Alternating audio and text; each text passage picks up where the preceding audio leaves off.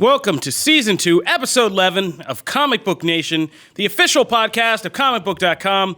I am your host, Kofi Outlaw, and today we're just lucky to be alive. Me and my co-host, Janelle Wheeler. Hey, everyone. Matthew Aguilar. What up? And over in our lounge section today, Queen of Anime herself, Megan Peters, is back with us. Yes, I'm lucky to be back with all of you. Yeah, like I said, we're lucky to be alive today because whether you know it or not, Comic Book Nation and Comicbook.com, we are based here in Nashville, Tennessee. Mm-hmm. And in the middle of the night while we were all laying our slumbering heads down, we got hit by a tornado and it destroyed a good part of our eastern section of our entire neighborhood, basically. City, and Janelle's entire neighborhood. So I was watching it out of my window. Yeah, you've been living like a real life Twister last night. No, this is really crazy. When I was walking around assessing the damage outside, this reeking smell of a gas leak, and all I could think of, being from Orlando and going to Universal Studios all the time, it smelled like the ride Twister. I thought I was in the real life version of Twister. I mean, you were. It was crazy. Yeah. All that requires is tornado and a lot of land destruction, and you got gas both of those last night. And Ellen Hunt. Yeah. Oh, I wish she was there. She made life a lot better. Helen, come to Nashville. Help us out. Thankfully, I mean, there was some loss of life last night, and it was very tragic. Thankfully, everybody we know, everybody associated with Comicbook.com, Brandon Davis, Victoria, all these people from our kind of crew who live in these different parts of the city are okay. Man, that took a long time to get to that part, but yes, they're okay. And thank you to everybody who reached out on Twitter, and a bunch of people reached out to us, and that was really nice. So thank you for Meanwhile, that. I feel bad because I haven't responded to many because number one, we lost power, still don't have power, and I can't get a hold of anyone because I woke up and I'm like, I need to watch The Walking Dead before the podcast and had to priorities. I think you're good. No one is blaming you for not responding. You're fine. You've been dealing with stuff. Yeah. So, we're glad to be here today. We're glad the studio's still here. We are all glad we can make it in and be here to talk to you. And man, we're going to appreciate the day by talking about a whole bunch of nerdy stuff and escape a little bit because we could use the free therapy, and I'm sure you could too. So, absolutely. Today we are going to talk about Star Wars. We are going to talk about Marvel. We're going to talk about The Walking Dead. We're going to talk about what is streaming because, this coronavirus stuff is getting real, so we got to beef up our streaming coverage because you guys might not be going out to crowded theaters as much. We want to let you know what you can be watching at home, so we got some reviews for you. Cool. We got some anime review to do with Megan, and Matt's doing comics. So basically, everybody's got a little shtick to do today on this show. Everybody's got one of their lanes to flex out, and we'll see who messes up and who doesn't. Who will rise, who will fall. We'll see on this episode. When did this become the Hunger Games? Wait. Podcast. All right. Why do you have to put this pressure on us? I know. I don't understand. This was just a pressure fun day. makes diamonds or crushes coal. We'll see what happens. I was going for the Hunger Games horn, and that didn't turn out right. That was. If someone does the Hunger Games, somebody needs to do like the Hunger Games. Let's get to the news. The people came for the news, not our troubles. So, jumping right into the news today, the first thing we're going to talk about is Star Wars: The Rise of Skywalker. So, we all thought we were done with this, but not yet. The Star Wars: Rise of Skywalker novelization is about to drop at C2E2 in Chicago this past weekend. There were kind of promo copies of the book given out. And, what's become funny about, novelizations in all ways, but Star Wars in specifically is there's been this kind of weird trend, especially around The Rise of Skywalker, where we've gotten so much more information and relevant, interesting information about the kind of sequel trilogy and its characters from novelizations or comic books that are out. And I'm sure you guys have heard Brandon Davis's rants about this on the show, about what is kind of like official continuity and how you should be able to access it in Star Wars. And so now it's kind of funny because as we've been talking about this Rise of Skywalker novelization's coming out, and it's dropping more details about what we saw on the screen. And it's hilarious just how many crucial details of this story weren't fully explained on the screen and were kind of vague and weird. Yeah. So there's two things that have people freaking out right now based on this book. The first thing is the reveal that the Emperor Palpatine, all this talk we had about how did he survive and what that all was about. It was hinted at some of that he had kind of cloning technology to make his kind of Snoke bodies and all that stuff. We never got any kind of mechanics on how that all worked and how he had survived. The novel confirms that the Palpatine we see in the movie is actually a clone. It is not the original Sheev Palpatine. And so that's kind of like pissing a lot of people off for a variety of reasons. Yeah. Some people think it's a stupid explanation. Some people think it's a fine explanation if it had been explained in the movie. Instead of just kind of throwing this guy in there. And some people are just mad that this is yet another piece of key detail storytelling that was like not at all in this movie. Just like that opening scene on Mustafar with Darth Vader's castle planet where we have no idea where Kylo Ren is going or who he's fighting in that montage, and it's this crucial piece of Star Wars history. So that's the first thing. The second thing that has people really upset is the reveal. All those Reylo stanners shippers were kind of really... They held in there for 3 movies over the course of all these years, and they were finally happy at the end of Rise of Skywalker because, spoilers for Rise of Skywalker, spoilers, at the end, Rey defeats Palpatine but kind of loses her life in the process, and it's Kylo Ren Ben Solo who kind of crawls up from this pit and kind of uses this force transfer technique that Rey had used on him to kind of restore her to life by sacrificing his own life force. And right before he dies, there's this moment where they're both kind of alive for a second, and she gives him this kiss, and everybody was like, oh, what does this kiss mean? And this was the Reylo ship moment and stuff. But weren't people outraged about that as well? Yeah, there's outrage. There's outrage all over this thing. Yeah, but now they've outraged everyone. Yeah, and so now Lucasfilm has kind of it's weird because they've just kind of made it everyone mad, like Megan just said, by kind of in the novel revealing that this kiss was this passion. It wasn't about romance. Meaningless. It was not meaningless. It was a thank you kiss. It was a friend kiss. It was a friendly thank you kiss. Which when I wrote the article about this, I was like, okay, on the one hand, that's lame. So can we kiss our friends now? But here's the key. Who friend kisses? That's what I said at first, and then I took back and I said, Star Wars does. I was like, you kind of have to let that be a thing because if you start arguing that there is no such thing as friendship kisses, then it gets incesty and weird. No. Real weird. So I was just like, when I think about it, yes. Friendship kisses are a Star Wars thing. Absolutely not. First of all, I'm an unapologetic Reylo stan. Come fight me. I'm about it too. I like it. Yes. See, Janelle, we're always on the same page. Tornado can't mess that up. What I'm saying is, that frustrates me about the whole friendship kiss aspect. We just have to acknowledge that the original films did not plan out very well what was going to happen between Luke and Leia. That was 900% an actual kiss, and then Luke has to regret it for the rest of his life. No. Yes. It was a friendship kiss. It was a friendship kiss. It was not a friendship kiss. Kisses. That was 900% Thank you for Luke saving being into me. Leia. Friendship kisses. That's all it is. It's not anything else. Nope, that was 900% Luke being into Leia, and then everyone regretting Friendship kiss shot first. Oh my God. All I know is that everything going on with the tension between Rey and Kylo, I don't know if it's necessarily meant to be passion, but there was some sort of emotion there that just wasn't oh, you're a good buddy of mine. Thanks for bringing me back to life.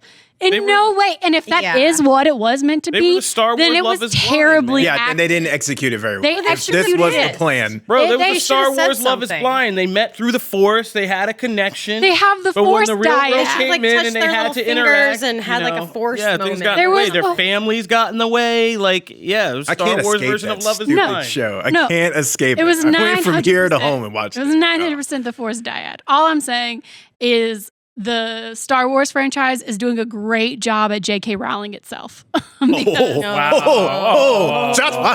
I love it. That's all I know. It's doing a great job at J.K. Rowling. That was spicy. Itself. I like it. Well, I mean, to be fair, there are people who are angry about the Reylo thing, and that's fine. I understand that argument, and I will not be upset with you about it. But for people like me who did get invested into that relationship, regardless of whether you think they were baiting or not, to have given that and to have executed like that and to have let it stood for so long and then to come out with a novelization that tries to walk it back to mediate both arguments, that's the issue just overall Star Wars has had, was being in the middle of the lane. They're not picking one side of the fence to the other.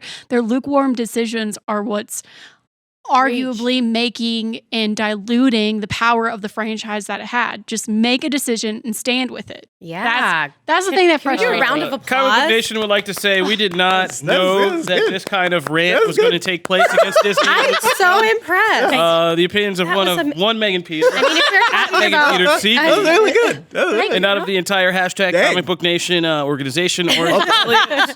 But yes.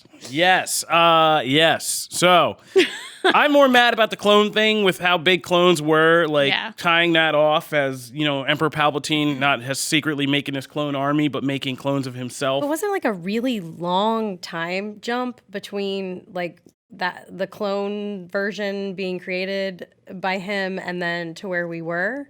Yes. And then what did his mind change? I mean, this is a whole different type of guy. Like, Well, what if he and the went on book vacation says, right, and was happy, found the love of his life? Like, it's weird because the book then has this whole thing of do there know was one Palpatine vial left and there's so much detail in this, and I'm like, could you put any of it in the film? But my whole Not point is all of it. cloning such a big part of the series, and that whole thing, it was a major narrative tie around to say, oh, this guy who planned the whole clone army and that whole scheme, also had this sub scheme where he made clones of himself. And you just let it out, and there wasn't anything else in the film you could have cut out to put that in. That very maybe a important kiss. piece of I'm just information. kidding.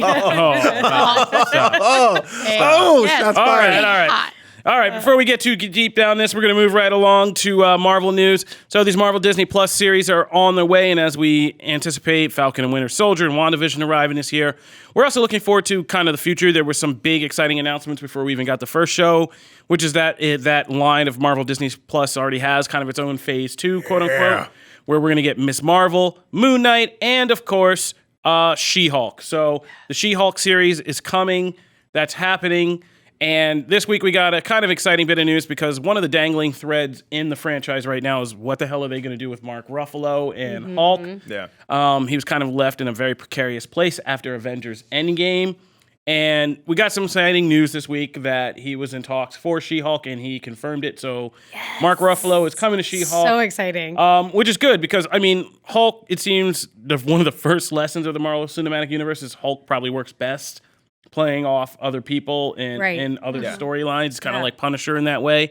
And I could see this being any number of things, but most importantly, it's a good way to tie off Hulk's story for now and do a passing of the torch in She-Hulk and with what happened in Endgame with his injury, his busted wing and all that. Yeah. I can see that happening. I'm just going to put the pressure on Matt because you're a comic book expert, so tell us, is this going to be good? It really, two things. One, I think this works out perfectly. Two things. That's already not expertise. Oh, that's two things. No, two things on your earlier point, because I think this actually helps because Hulk still can't do a full Hulk movie because of rights. Correct. So that's why he's only in movies that are group films. He can't be in his own yet because of licensing rights to Universal. It's Universal. Universal. When is that gonna come Or a out? Oh, decent Universal's Forever. Universal's like the Alamo of Marvel. Wow. Thieves. It's basically They're not letting that go for anything. They gotten everything back from almost every studio from the 90s sell off. But Sony held Spider-Man, obviously, and then Universal's like the other one. Yeah. And Universal, unlike Spider-Man, is They don't not wanna doing... No, they're too big for Disney to buy right now anyway. So, they're doing good. So this is perfect. Disney Plus is a perfect way to skirt that issue. You can get around it because it's just film. It's not TV. Brilliant. So they can do that. And this also works because where we left off is a natural, we're starting to get to that closing point where you can round off Hulk's story, pass it on, because really, this world only needs one Hulk character. Agree. Yeah. If they do... Well, you need one good Hulk. One good Hulk character, right? So you don't...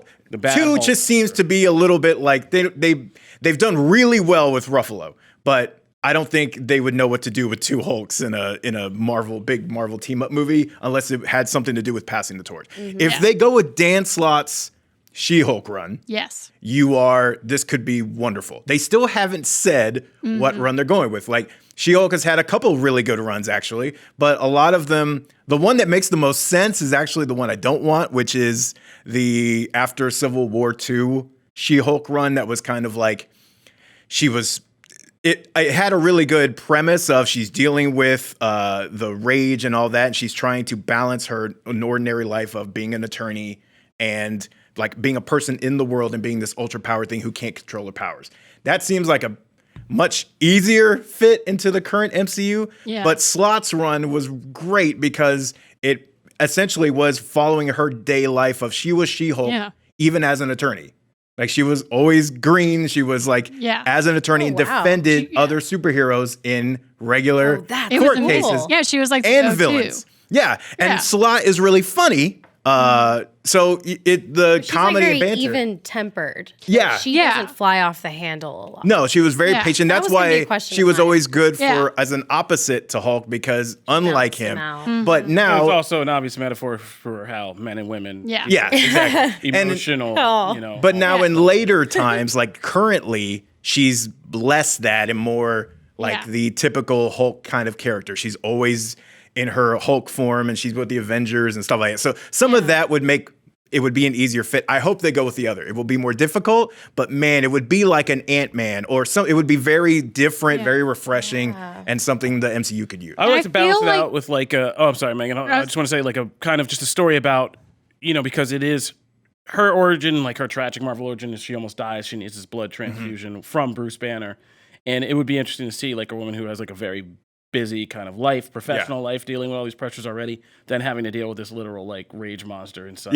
Like from and knowing Marvel, like, they'll cherry pick things from both and make this weird mashup that really could work because you see her in the courtroom like defending she defends villains too. Like it was people who were she tried to be kind of honest about it, so whoever was like wrongly accused she would defend, and it was great. So that could be awesome if they do it right. Yeah, the Dan Slott run is the first run that like I was ever introduced to with She-Hulk when I started reading that title, and I have like a deep love for that. I thought it would always suit the MCU very well, and to imagine it being done like periodically, like with a TV series, like episodically rather than a film, I think suits that story way better than like the more current iterations of Jennifer Walters when she's like that it just doesn't like cohesively work. And I feel like with the addition of Mark Ruffalo, that would only strengthen the cohesive bond between like the episodes and then the episodes within the MCU. Yeah. That's like such a good like balancing point. And the idea of Jennifer Walters just being able to like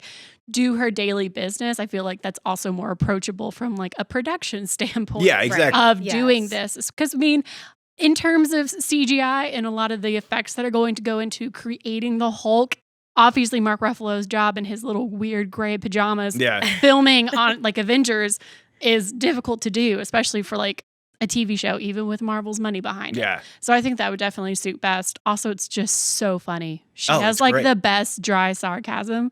Like she just has no time. So. And they got a lot of like B and D, a lot of characters. I like a lot of B and D list characters for the book. So she would defend all these like randoms that you forgot were around. Introduction. And then like, it's great. Those people could go off to then have their own little I would like to see movements the as hood well. and the street stuff all built up too. Oh, that'd be awesome too. Yeah. All right, so when we come back, we all have some work to do because we're all going to break down some reviews, recaps, and all that good stuff for you guys. From comics to The Walking Dead to anime to what's going on streaming. So be sure to stay tuned for all of that. All right, up first, Janelle Wheeler. Oh my God. You survived a tornado. I did. Just to talk about The Dead. I watched The Walking Dead. So season 10B is ongoing. And as I sent to you in a message earlier, like before you had seen the episode, to try to whet your appetite to go and watch it. Yes. Yo. I had to go to a Starbucks to go watch. Yeah. It got really real this week. Yeah. Ironically, I feel like we always say this when it's always crashing and burning, but Walking Dead has been really good. I'll just preface that. So good now. Yeah, and these episodes have been, the last two of season 10B have been. Do you want to know why they're so great? Why is that? Greg is directing. He directed Greg both Nicotero, of them. yeah. So he doesn't normally do the second, like episode 2 of the season, of like the second half of the season. So I don't know why he came back to do the second one, but I'm so glad he did. This one played out like a throwback, old school horror film. Yeah, this one was that's like his legit specialty. scary again. And he did it beautifully. We had the creeping walkers out of nowhere. We had Beta in the house scene. Good when slasher movie stuck in there. Oh, God. Great slasher movie. If you guys haven't watched it, just one more time. Hey, We're throwing out some spoilers. Yeah. We have to say that. Walking Dead spoilers coming your way. Spoilers. Basically, this episode is nonstop action, which I didn't think was going to happen, and that was great. It's always a nice surprise. It starts off with just a flat-out Rosita having a nightmare of her baby being stabbed in the head by a walker or by a whisperer. Yeah.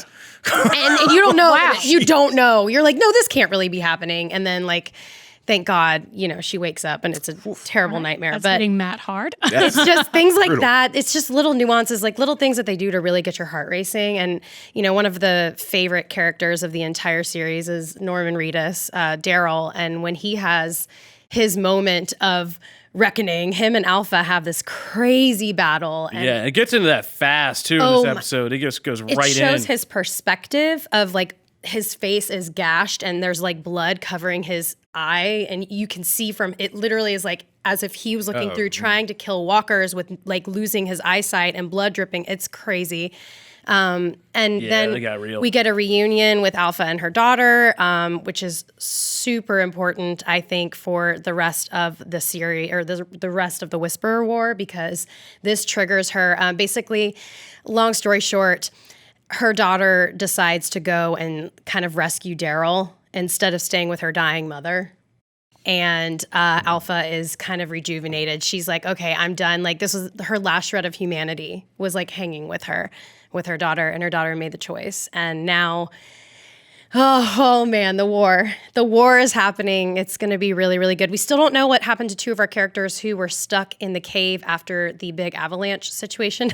One of them making a Marvel movie, so. Yeah, I'm hoping that they survive, but even if they just have smaller roles or something, but you never know. We did find the secret passageway. There's just so many little things. You have to stay on top of it if you're watching it and like really pay attention to details, because it keeps you on the edge of your seat. You're loving it. You're getting character development. You're getting story development, but you're also getting walkers. You're getting the whisperers. It's just so good. It's so good. This is the show that got me into comics. I was into comic books because of a show. Yeah. And this was it. And I will stay loyal to this show forever. I love it. It gets me so riled up and excited. So yeah. Definitely Walking check it out Dead's if really you haven't happening. seen This it. was a great episode. I do suggest checking it out. It's kind of a thrill ride. And we have Maggie to look forward to coming up too. I think she's coming back to the show. What? I thought she's coming back making an appearance. I don't need her. Oh, So much he's going shaking on. his head, you guys. Yeah, so much He was good going on. Kofi was I shaking don't his need head, her. and my heart like dropped to my feet. Go as if make a another tornado whiskey was tango. coming I'm again. good.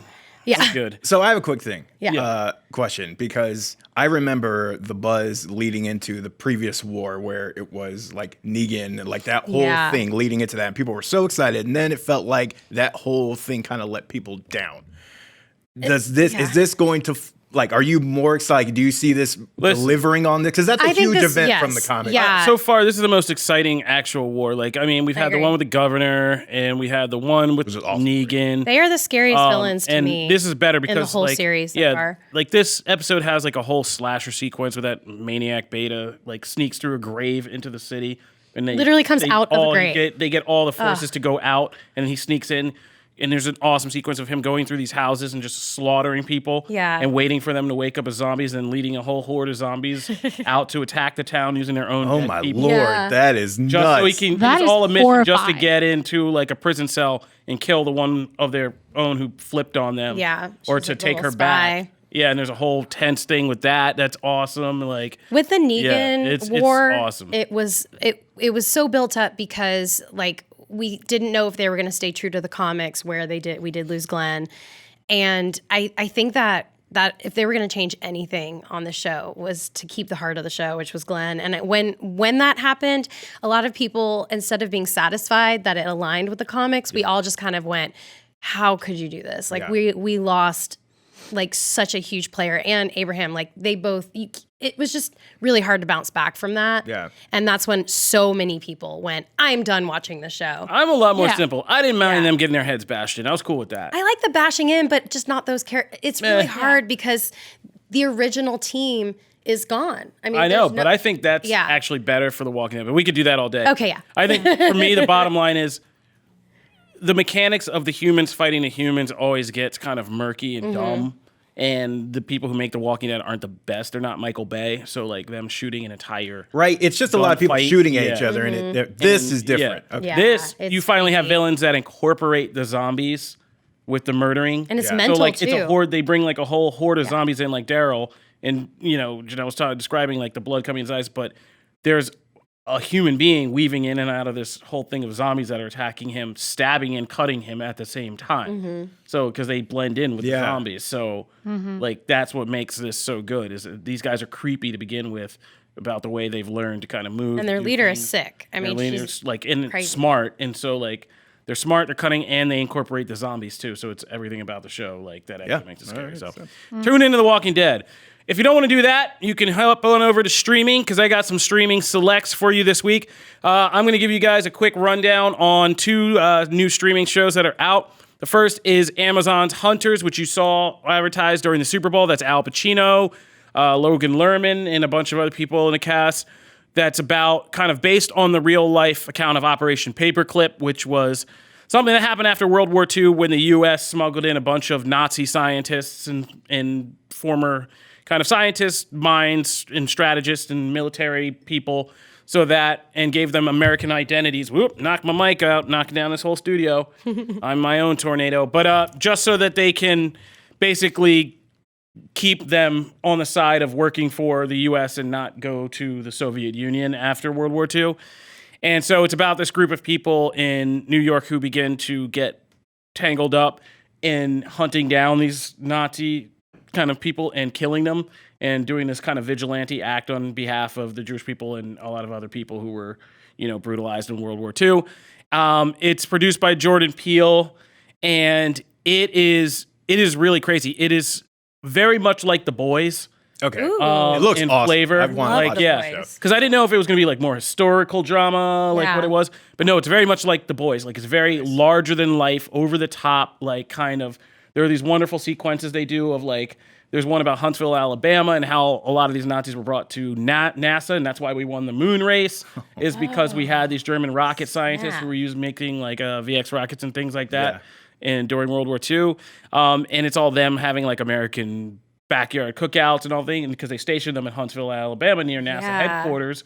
And it's just like, and at the end, it's like, Alabama, this is some effed up S, like, and this really happened. And then like, so there are like these weird like sequences that you get that are like about like which parts of it are real history and things like that. Whoa. So it's very over the top, and it's very Jordan Peele-ish in the sense that it's very kind of comedic sometimes, but very scary in other times. And like when they're hunting these Nazis and doing that, like that stuff is so scary in this show. Like it's a crazy good thriller.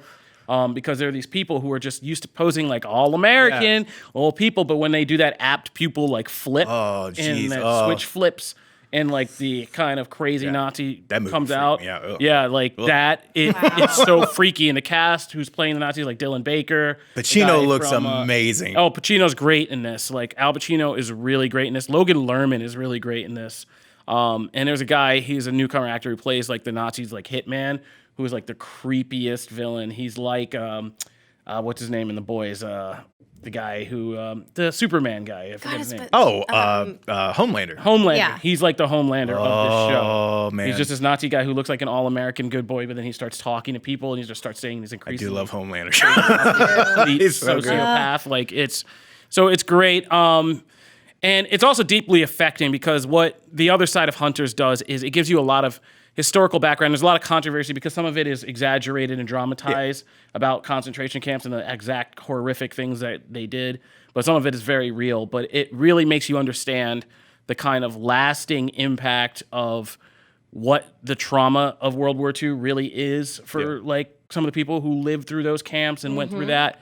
And it's deeply affecting about the sadness and just like the horror of it.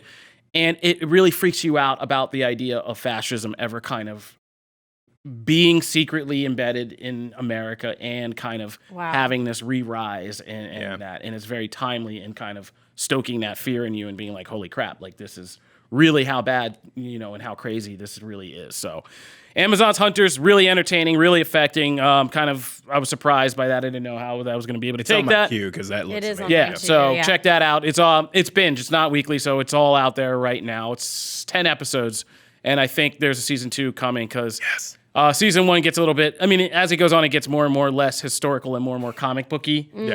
And by the end, it's like almost like full on comic booky. Oh, wow. So, like, yeah, there's some crazy twists to the ending. I mean, even with the trailer, it didn't seem very comic booky. No, like I said, all. it seemed like it would be like more historical, but Yeah. no, by the end, it's very comic booky and like twists on history and things like that. So it's like every Assassin's Creed starts out incredibly historical, and then 5 hours in, you're like, Leonardo da Vinci is the only thing that's true here. yeah, exactly. No, by the end, like, yeah, it's very much like that. Like, yeah. So the other one is Altered Carbon. So when Altered Carbon came out like forever ago, I saw it right after I've the already Eagles won the forgotten the Super Bowl, story. and I loved it. Plug.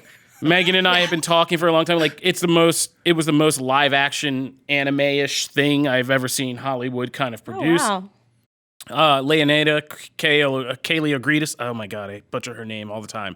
But she's a great writer. She did like Shutter Island. I think she was involved. I can't remember. Was she involved in Alita?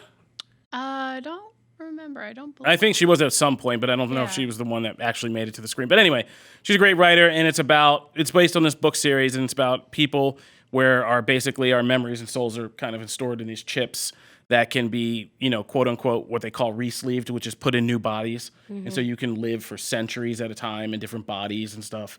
And it's about this kind of guy who's named Takashi Kovacs, who's the last envoy, which is a specialty type of soldier that was trained by this kind of revolutionary named Qualquist. Oh, there's this whole mythology, okay?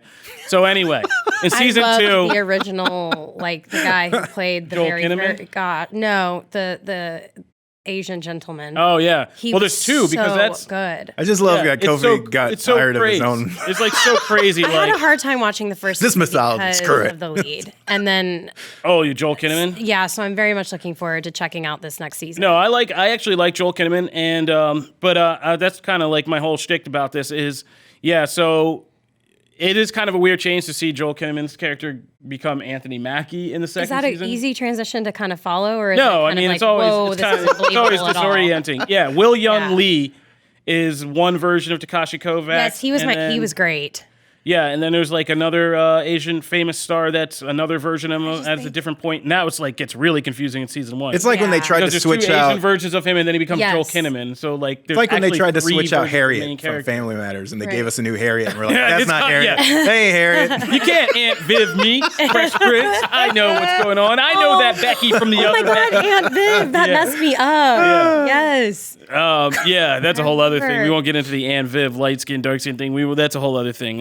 That's kind of like Black Inside Baseball. But anyway, moving on. So that's a little throwing, but Anthony Mackie does a good job. And Takashi Kovacs, the whole thing is he's just kind of a smarmy asshole. So like that's his personality. Okay. So Anthony Mackie's really good at doing that. Great. Yeah, I can see that. And so, and you have Simone Missick from Luke Cage hey, in this. yeah. Like, she's killing it. She's got a lot of work. She's got that CBS show, like, where she's the judge and stuff. But, so she's in it. But the whole concept, like I said, is a very anime-ish world, and I love it. It's good to see in live action. Altered Carbon Season 2 brings a lot of the same elements back that you love. There's a couple twists with Takashi Kovacs' origin and all that coming back around. Lorena Lauren from Power, who, if you guys ever watched Power, was Angela Valdez. She was the female lead of Power. She's in it this season as a villain, and she's pretty good. It's good to see her again. So, Altered Carbon, this is not a hopping on point if you have no idea. I was didn't gonna watch the ask, first Do they Okay. recap it for you? Yeah, they Okay. recap it, but guess I you saw cannot me try to remember. explain it, right? Yeah. Because trying to recap Altered Carbon is like trying to explain Marvel's Cable to people. Like after a while, their eyes just have those like spiral things going on in them, and they're just like, So, if you're interested, this is a good series. If you're going to spend time and really get into the world of it, it's really good. They have great action scenes, all that stuff. So check it out. But if you are and now we have time. It's coronavirus time. So if you guys are staying in, Altered Carbon's a good 1 season, 2 season run you can do. Awesome. You'll be pretty entertained. So check that out. All right. So that's my spiel. Hopping right over. I think up next we had Megan Peters, Queen of Anime, over there in the cut. You're going to tell us about a movie. An anime movie that is killing the U.S. box office. That's awesome. My Hero Academia, Heroes Rising. Megan's done a review, and she's going to break it down for you guys, all you My Hero Academia fans, which, let me just say, if you are not watching that, if you're a superhero fan, even if you're not an anime fan, you are messing up. So be on top of My Hero Academia. I got you, Janelle. Sorry. That's a great reaction. All right, well, I got you, Janelle. So basically, let me pitch this to you. So the last week, My Hero Academia Heroes Rising finally made its debut in the U.S. So it came out in Japan last August or so, and so now it's fully English dubbed. It's in theaters, so you can check it now for a limited time at a theater near you. You just have to look up your local screenings. So basically, this is the second film in the franchise, and for those who don't know the franchise, like Janelle, because I'm pitching this to you, basically, the series is set in a superhero world where, like, 98% of people in the world have some sort of supernatural power. They're called quirks. And so the story focuses on a boy named Izuku who was born without a superhero, but his number one kind of goal and dream in the world is to become the world's greatest superhero. So he winds up inheriting the world's greatest superpower from the number one hero, All Might. And it's kind of Izuku's journey to become a superhero as he trains at a high school specifically meant for superheroes to kind of grow up, kind of like Sky High, but anime and way cooler. Remember Sky High. Yeah, yes. so if you're thinking Sky High, it's that, but like a million times better and more addictive. It is My Hero Academia. Yes. Oh, now it makes sense. So there are 4 seasons currently in the anime, and the manga is way further ahead. So this movie takes place a little further ahead in the manga, but it's not spoilery at all. You're not going to feel like you're missing anything. And this movie particularly follows Izuku and his classmates as they're sent on a school trip to become this kind of remote island off of Japan, their main superhero association, which is all great because that island's like super peaceful. It's almost like Nirvana. Nobody ever gets upset except for like a cat stuck in a tree, like that classic scenario. Until one of the world's most dangerous superheroes comes to that island. Super villains? Well, it's the super villain and then his lackeys who show up. And so the supervillain is named Nine, and he brings his lackeys, which are also super bad news. They show up and they fight a lot, and there's some really epic fight scenes, some moments like that. So if you love animation purely, this looks gorgeous. If you love My Hero Academia, this has everything you could want from the series. And if you're just a fan of superheroes, this is a really just fun movie to watch. It's just a super kind of condensed little one-off story that you could easily see happening in the Marvel Cinematic Universe or something with the Young Avengers. But there's just something super, super satisfying about this film. So I'm a huge fan. Definitely. Where do you stream that? Where is it? So for the movie, currently it's only available in theaters to watch. Funimation will be releasing it on home video at a later date, but you can see this in theaters today if you want to catch a screening, if they have power here in Nashville from the tornado. Gosh, I have no power. You just reminded me. I'm going to go to a movie theater for sure. Go to a movie theater. That's what I'm going to do tonight. Yeah. There you go. Definitely recommend My Hero Academia. If you want to watch the actual anime, you can watch it a ton of places. It's on Hulu, it's on Funimation, it's on Crunchyroll, it's on a bunch of websites that you can see it there. And the first movie is also available on home video right now, so you can watch that, get the movie off Amazon or Funimation or anything like that. So definitely recommend. Season 4 is still going on, so you have plenty of time to catch up with the show if you'd like. I've gotten basically everyone here at the office obsessed. So. Sold. Yeah, we say it before, we say it again, like My Hero Academia might be the best superhero lore going on right now in comics or on like TV.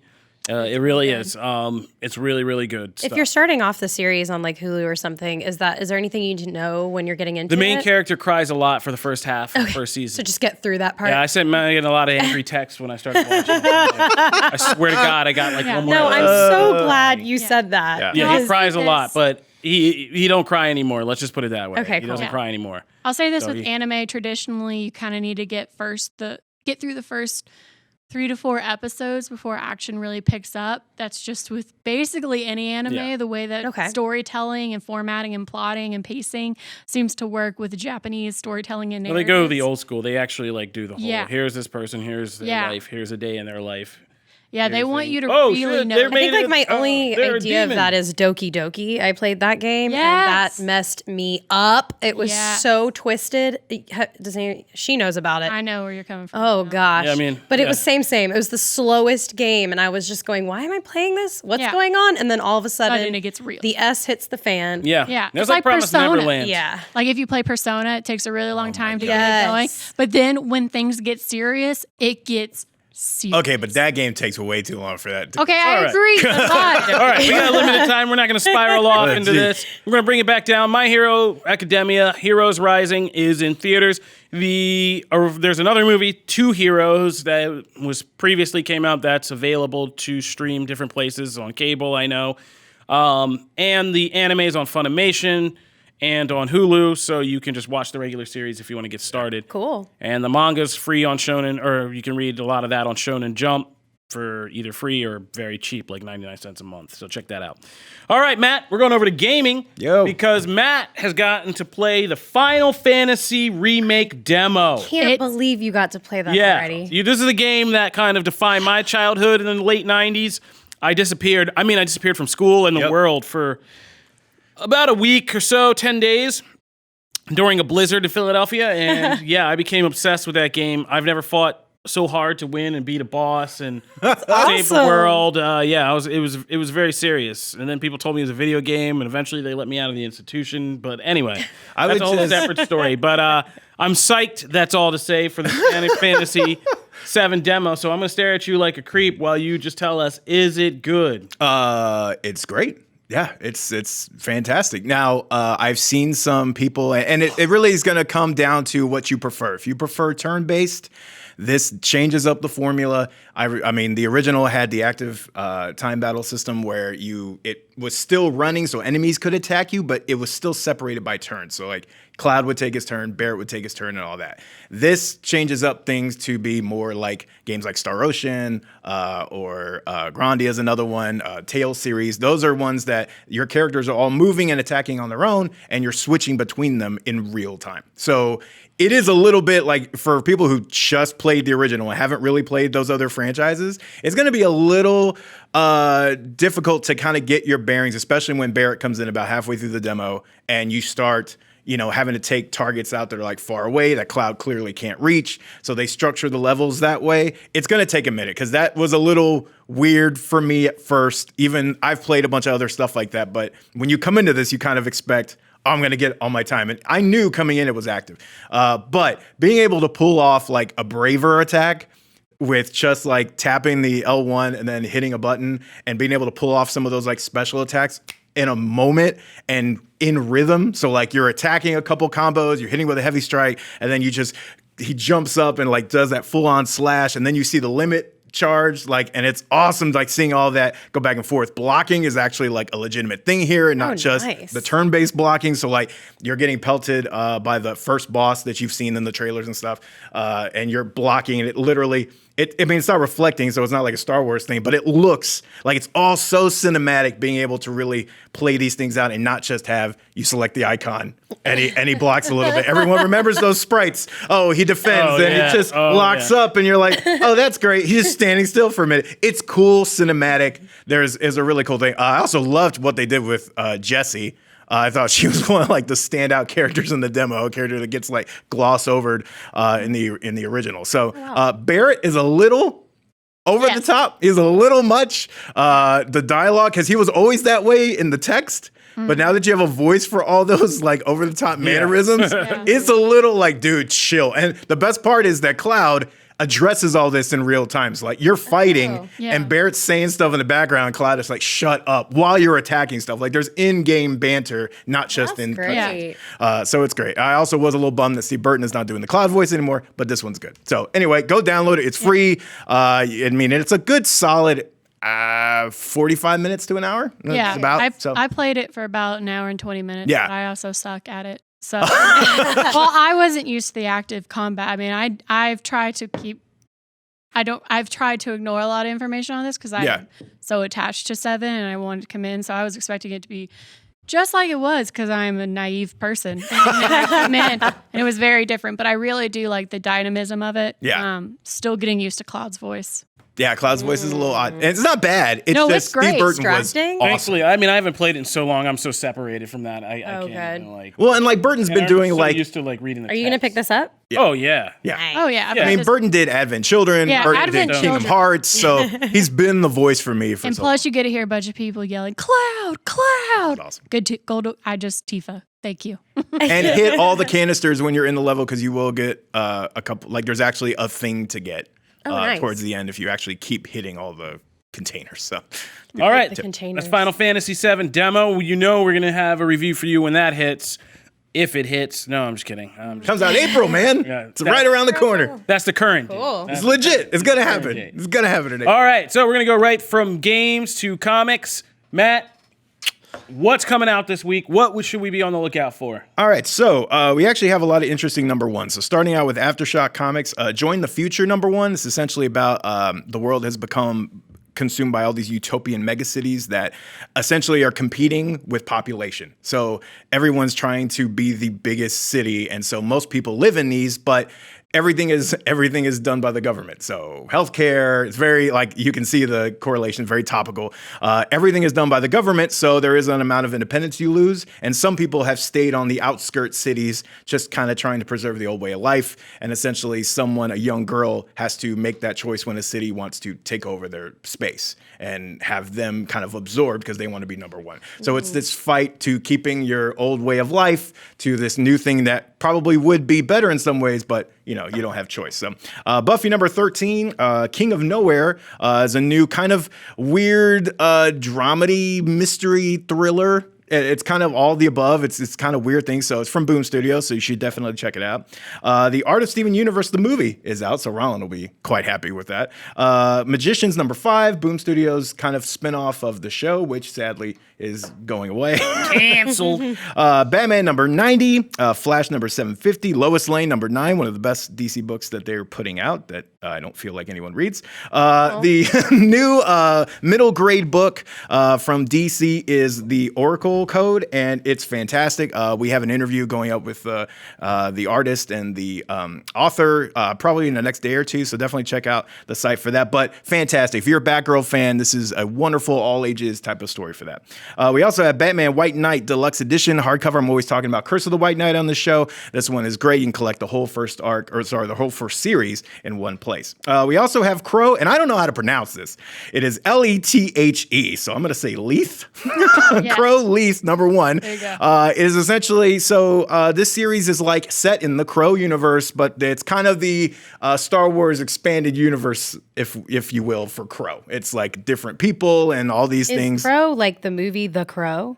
Yeah, it's connected to that, but this is a What? different person and a different, like, it's Because their that spin-off was a of it. throwback movie that I was really into. So you might want to read this Yeah. thing. Number 1 is out this time. Okay. Death to the Army of Darkness, number 1 is also out for Army of Darkness fans. Ghostbusters Year 1. Marvel Action Captain Marvel Volume number 1 is an adorable book for any Captain Marvel fan in your life. Hint, hint, nudge, nudge.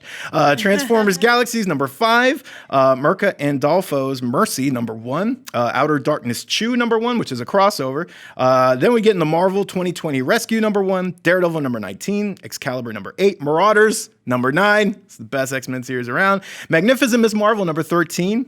Marvel, number 1, which is the new Alex Ross series. We also have Spider-Man Noir number 1, Strange Academy number 1, which is probably going to be one of the bigger series this year because it is essentially what X-Men, when Wolverine and the X-Men came out and had all those young people kind of come into the school and have Wolverine teach them. Like This Marvel's- does for magic. You can't sell anything. It's does for Marvel's magic. Harry Potter. That's not what I would sell it as. I sold it as Wolverine Extra because I You enjoyed want to Wolverine sell the these X-Men. books? Marvel's I'm saying Harry Potter. it's awesome. I mean, that's easy. Doctor Strange is Marketable. Dumbledore. He's running a magic Oh, school. that's a good I love thing. Doctor Strange. Oh, That's dang down. it. Dang it. You got it. Fine. Yeah. Kofi sold that way better than me. That's fair.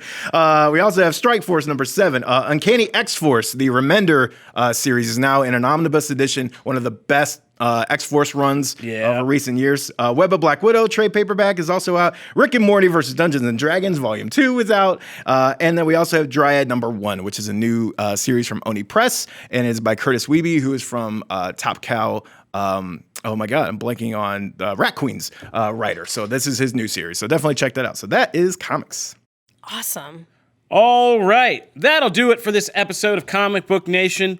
Like I said, we're just happy to be alive today. We're happy to be with you guys. So thank you for checking out the show. If you are just now getting into it, I don't even know what. We're wrecking the studio. And I was just gonna say, if you listen back to this episode and you take a drink every time we say the word tornado, you could probably have some you fun. get a good buzz on. Yeah. So, if you're just now getting into the show, Tornado, we put up new episodes every Wednesday and every Friday on Comicbook.com, where you can listen to the new episodes and subscribe to our RSS feed for regular updates. Or you can subscribe on your favorite podcast listening platforms. We're on iTunes, iHeartRadio, Spotify, Stitcher, Google Podcasts, Google Playlists. You can also find video of the show on our Comicbook.com YouTube page.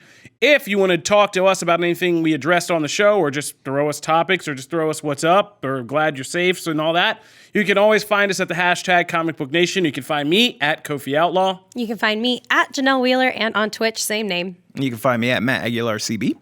Megan, you want to shout from the corner? Yeah, you can find me to talk about tornadoes on Twitter at Megan Peters CB. Another drink. There you go. Oh, that's right, Boom. yeah. Yes. If you like the show, go on. I was like thinking about tornadoes. I was He like, was taking a man. sip if Yeah. you're listening. In my head, I am. It's happy hour in my head. If you like the show, go on iTunes, leave us a 5-star review. I totally was supposed to read reviews today. I said we were. Oh my God, we totally did. Yeah, well, tornadoes have ways of making you I forget forgot. things. I totally forgot. My So so we forgot about that. Sorry, that's tornado related. We will be back on our regular foot come this week.